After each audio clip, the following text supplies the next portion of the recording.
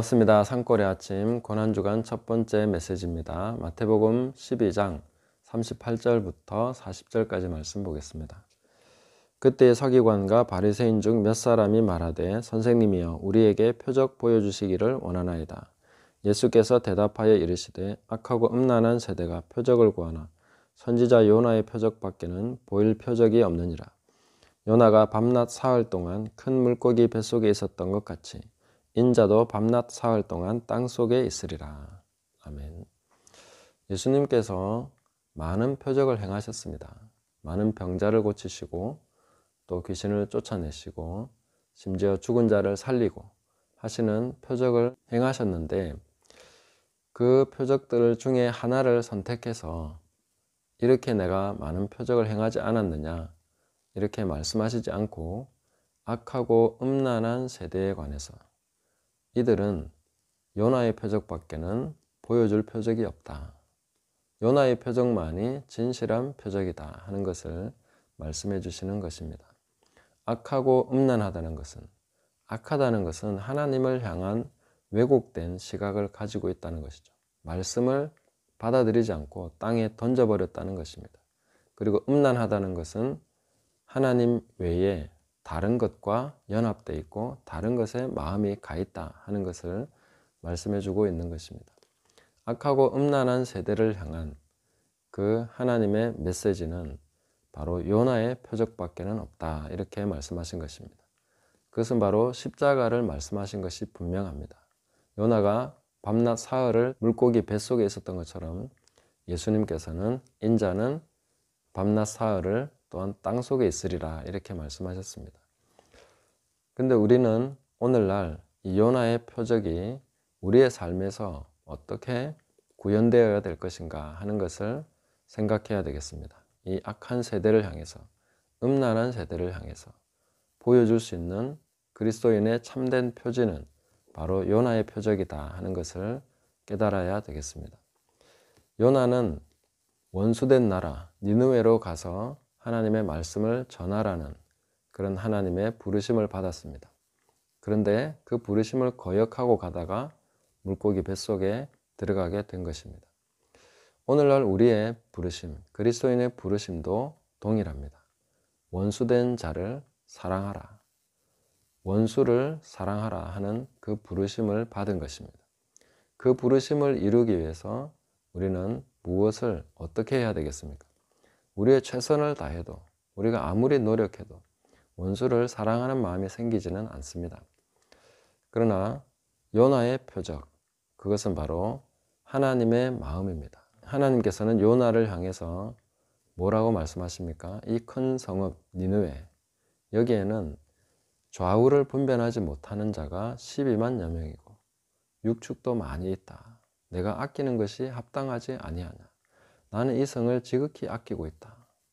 이것은 하나님께서 사랑하시고 아끼는 성이다 라고 말씀해 주십니다. 요나는 그것을 인정할 수 없었습니다. 계속해서 그 마음을 배워가는 것이 바로 요나서의 중심된 주제입니다. 그래서 물고기 뱃속에서 사흘을 있어야 하는 그 요나의 표적은 바로 하나님의 마음. 나는 원수라고 보고 나는 미워하고 죽어 마땅하고 저 사람은 망해야 되는데 언제 망하나 두고 보자. 저 사람은 하나님의 심판을 받아서 당장이라도 망해야 될 사람인데 하면서 바라보고 있고 관망하고 있는 그 사람을 하나님께서 얼마나 아끼고 사랑하시는가 하는 것을 깨닫는 것이 바로 요나의 표적입니다. 그 사람을 위해서 하나님께서 불러주신 그 부르심을 행하는 것, 그리고 그것을 깨닫기 위해서 그 사람을 사랑하기 위해서 받는 고난이 바로 요나의 표적입니다. 내가 진실로 원수를 사랑하기까지 하나님께서는 우리 삶에 이 고난을 허락하셨다 하는 것을 기억해야 될 것입니다. 그것을 배워가는 과정입니다. 요나서 2장에 보면 요나가 물고기 뱃속에서 드린 기도의 내용이 나옵니다. 여기 보시면 7절, 8절, 9절 2장 7절, 8절, 9절을 읽어드리겠습니다. 내 영혼이 내 속에서 피곤할 때에 내가 여호와를 생각하였더니 내 기도가 주께 이르렀사오며 주의 성전에 미쳤나이다. 거짓되고 헛된 것을 숭상하는 모든 자는 자기에게 베푸신 은혜를 버렸사오나 나는 감사하는 목소리로 주께 제사를 드리며 나의 서원을 주께 갚겠나이다. 구원은 여호와께 속하였나이다 하니라. 이렇게 요나의 기도가 마치게 됩니다. 근데 요나는 내 영혼이 내 속에서 피곤할 때에 이렇게 말하고 있는데, 이것은 아마도 요나의 영이 육체를 빠져나가서 하나님을 만나는 장면을 묘사하고 있는 것이다 라고 볼 수 있습니다. 입신 체험이라는 것이죠. 내가 여호와를 생각하였더니 내 기도가 주께 이르렀사오며 주의 성전에 미쳤나이다. 그것은 예루살렘 성전을 말하는 것이 아닙니다. 주님의 거룩한 궁전, 이렇게 표현이 되어 있습니다. 거룩한 궁전입니다. 거기에 내가 미쳤습니다. 나의 기도가 이르렀습니다 라고 말하고 있는 것입니다. 그것이 바로 하나님을 직접 만난 그런 경험을 요나가 하게 되었다 하는 것이죠. 그럼 거의 죽었다라고 볼 수 있는 것입니다.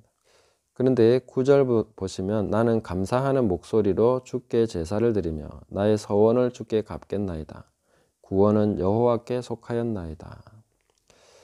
그래서 요나는 거짓되고 헛된 것이 무엇인가 하는 것을 깨달았고 진실로 하나님의 마음이 어떤 것인가 하는 것을 이 경험을 통해서 알게 됐는데, 요나의 마지막 기도는 이렇게 마칩니다. 구원은 여호와께 속하였나이다. 이것은 히브리어로 보면 예슈아타 야훼 이렇게 되어 있습니다. 예수는 여호와이십니다. 이렇게 고백을 하면서 마치게 됩니다. 예수님이 여호와십니다. 우리가 신약적으로 보면 분명한 메시지가 되지만 구약에서는 예슈아 하면은 이제 여호수아, 구원자 이런 뜻이 되는데, 구원자는 하나님이십니다. 예슈아타 야훼 이렇게 마칩니다. 요나는 예수님을 만났다 이렇게도 볼 수 있겠죠. 정말 물고기 뱃속에서 그 예수님 만난 것이죠.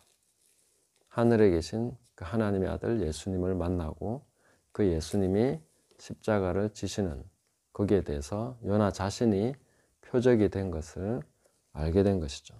예수님이 바로 여호와십니다. 그분이 바로 구원이십니다.